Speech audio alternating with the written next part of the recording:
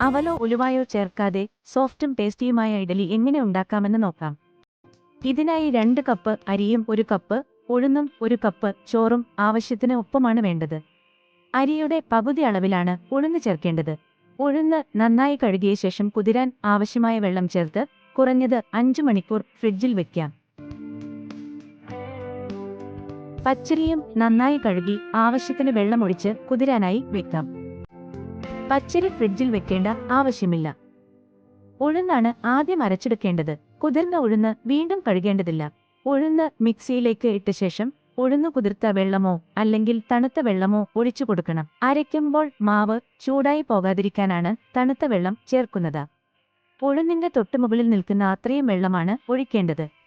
നന്നായി അരച്ചെടുത്ത ഉഴുന്ന് പാത്രത്തിലേക്ക് ഒഴിച്ച ശേഷം ഒരു വിസ്കോ തടി തവിയോ ഉപയോഗിച്ച് നന്നായി അടിച്ചു പതിപ്പിക്കണം.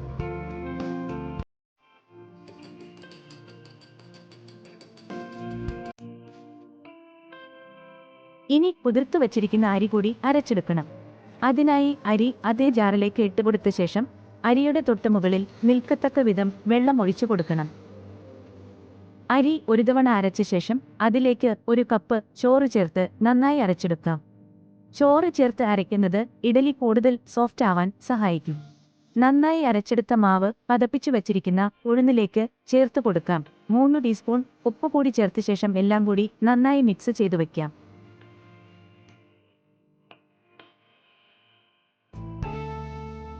തയ്യാറാക്കിയ മാവ് ഒരു പ്രഷർ കുക്കറിൽ അല്പം ചെറു ചൂടുവെള്ളം ഒഴിച്ച് ഒരു തിരികെ വച്ച ശേഷം ഇറക്കി വെച്ച് കൊടുക്കാവുന്നതാണ്.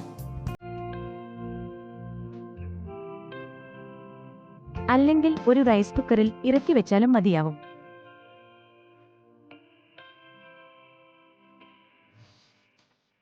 എട്ട് മണിക്കൂർ മുതൽ 10 മണിക്കൂറിനുള്ളിൽ മാവ് തയ്യാറാകും.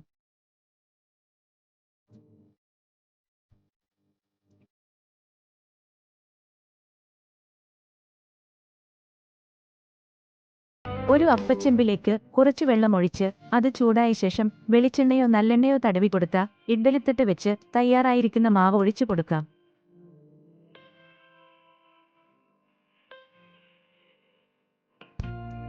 എട്ട് മുതൽ 10 മിനിറ്റിനുള്ളിൽ ഇഡലി തയ്യാറാകും. ഇഡലി തട്ടുകൾ പുറത്തേക്ക് മാറ്റിവെച്ച് അല്പം തണുത്തതിനു ശേഷം മാത്രം തട്ടിൽ നിന്നും ഇഡലി ഇളക്കിയെടുക്കാം.